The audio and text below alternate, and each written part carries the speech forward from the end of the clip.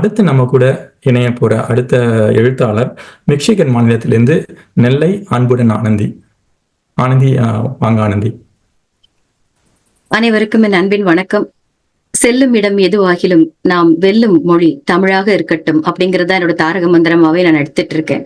எல்லாரும் அழகா அவங்கள பத்தி அறிமுகம் எல்லாம் சொன்னீங்க. முதல்ல இந்த வட அமெரிக்க எழுத்தாளர் மன்றத்திற்கும் ஒருங்கிணைக்கும் சுபா தோழமை அவர்கள், பார்த்தசாரதி, ஒளிவண்ணன் ஐயா அவர்கள், ஆரூர் பாஸ்கர் அவர்கள், என்னை இங்கே அறிமுகப்படுத்திய மருதையாழினி அன்பு தோழி அவர்களுக்கும் இந்த நேரத்துல என்னுடைய நன்றியை காணிக்கையாக்குகிறேன். இணைப்பில் இருக்கக்கூடிய அனைத்து எழுத்தாளர்களுக்கும் நட்பு வட்டங்களுக்கும் என் வணக்கம். நம்மளை பத்தி அறிமுகம் சொல்லணும் அப்படின்னு சொன்னாங்க. ஏன்னா நான் நினைக்கிறேன் நறுமுகை சொன்னாங்கன்னு நினைக்கிறேன். சின்ன வயசுல நம்ம அந்த சிறுவர் மலர், வார மலர் இதெல்லாம் எங்கேயாவது துண்டு காகிதம் இருந்தா கூட அதை எடுத்து எடுத்து படிக்கிறது. அதே மாதிரி சினிமா பாடல்கள் கேட்டா அடுத்த வரி இதுதான் வரும் அப்படின்னு விளையாட்டா இந்த கெஸ்ஸிங் கேம் மாதிரி விளையாடுறது. வீட்டுல கேலியா சொல்லுவாங்க, இந்த ஒரு கவனத்தை படிப்புல செலுத்திருந்தா எங்கேயோ போயிருப்பேன் அப்படின்னு. ஏன்னா அதுவே வேலையாவே அலைஞ்சிட்டு இருப்பேன். ஏன்னா படிக்கிறது, சின்ன சின்ன விஷயங்கள் எழுதுறது, நண்பர்களுக்கு வாழ்த்து சொல்றது, இப்படித்தான் என்னுடைய ஒரு ஆர்வம். என்னுடைய தமிழ் ஆசிரியை மார்கரெட் மேரி அவர்களுக்கு தான் இந்த நேரத்துல நான் நன்றி சொல்லணும். எனக்கு தமிழில் ஆர்வம் வருவதற்கும் அதில் உள்ள அழகியல் என்னை, அது ஒரு போதை. தமிழ் நம்ம ஒரு அது உள்ள போயிட்டோம்னா அது ஒரு பெரிய இது சுழல் மாதிரி நம்மள உள்ள இழுத்துட்டே போகும். இன்னும் படிக்கணும், தெரிஞ்சுக்கணும்.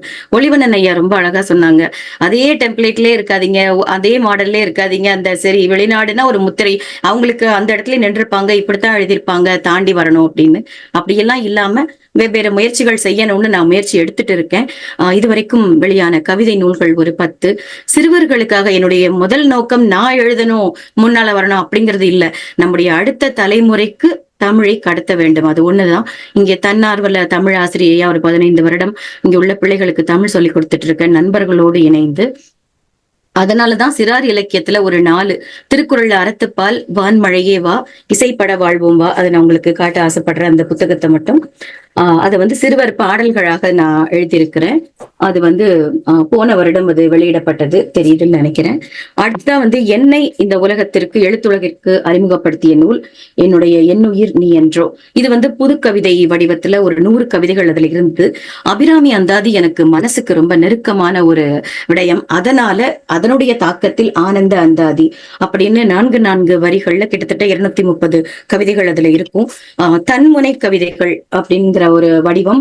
அதுல வெளிவந்த அவளின் நாட்குறிப்பேடு, நம்முடைய தினப்படி வாழ்க்கை, அது எல்லாத்தையுமே நமக்கு சொல்ற மாதிரி விஷயம் எழுதியிருந்தேன். அடுத்து நான் எனக்கு கொடுக்கப்பட்ட நேரத்துல முடிச்சிடணும், அதனால கடகடன் காமிக்க முயற்சி பண்றேன். தன்முனை தமிழில் வெளிவந்த இந்த நூல், இது தன்முனை தமிழிங்கிற பேர்ல என்னுடைய தன்முனை கவிதைகள் வந்துச்சு. இது ரொம்ப சொல்லியே ஆகணும். கிட்டத்தட்ட 2008 இருந்து, அதாவது ஆர்குட் உங்களுக்கு எல்லாம் தெரியும் நினைக்கிறேன். ஆர்குட், இன்ஸ்டாகிராம், ஃபேஸ்புக், பிளாக் ஸ்பாட்னு எழுதிக்கிட்டே இருப்பேன் நிறைய. அதை எல்லாத்தையும் நூலாக்கணும்னு என்னுடைய நண்பர்கள் என்ன ரொம்ப கேட்டுக்கிட்டதுனால இந்த கட்டுரை நூல் வந்துச்சு. இந்த நேரத்துல அவர்களுக்கு என்னோட நன்றி சொல்றேன். இது நிறைய பேரால ஏன்னா அவங்க கூட உட்காந்து ஒரு காஃபி சாப்பிட்டுக்கிட்டே பேசுற மாதிரியே இருக்குது. மனசு சஞ்சலமா இருக்கும்போது ஒரே இதை படிச்சா எனக்கு கொஞ்சம் ரிலாக்ஸ்டா இருக்குன்னு சொல்ற அளவுக்கு இந்த நூல் என்ன அடையாளப்படுத்திச்சு. அது எனக்கு மகிழ்ச்சியா இருக்கு. அடுத்ததாக இந்த ஆறா வரைந்த எறும்பு காளான், குட்டி பிள்ளைங்களுக்காக 5 கதைகள் இதுல இருக்கும்.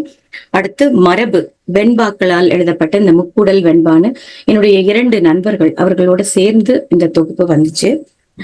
அதாவது ஒரே ஃபார்மேட்ல எழுதிட்டே இருக்க கூடாது, வெவ்வேறு வடிவங்கள்ல முயற்சி பண்ணிக்கிட்டே இருக்கணும், படிச்சுக்கிட்டே இருக்கணும் அப்படிங்கறதுனால அடுத்து ஒற்றை மரக்காகம்னு ஒரு ஹைக்கூ நூல் வந்துச்சு. இன்னும் வெளியிடப்படவில்லை, பிரிண்ட் ஆகி வந்துருச்சு. லெமரிக்கு கவிதைகள் நெல்லையப்பர் வீதி, ஏன்னா நம்ம பிறந்த மண் இல்லையா நெல்லை, அதனாலதான் என்னுடைய பெயர்ல நெல்லை அன்புடன் ஆனந்தி. நீங்க அமெரிக்கால 28 வருடங்கள் புலம்பெயர்ந்து வந்தாலும் நான் பிறந்த மண்ணிற்கு ஏதாவது ஒரு அடையாளப்படுத்தணும், அதை எழுதணும் அப்படிங்கிறதுக்காக நெல்லையப்பர் வீதி அப்படிங்கிற ஒரு நூல், அதுவும் லிமரிக்கு வடிவத்துல எழுதியிருக்கேன். தொடர்ந்து எழுதுறதுக்கு ஆவலும் இருக்கு, கொண்டு போய் சேர்க்கணும் அப்படிங்கிற ஒரு விருப்பமும் நிறையவே இருக்கு. உங்க எல்லாரையும் சந்திச்சது, உங்களுடைய நூல்கள்லாம் வாங்கி படிக்கணும்னு அவளோட காத்துட்டு இருக்கேன். உங்கள் அனைவருக்கும் என் நெஞ்சார்ந்த வாழ்த்துக்கள்.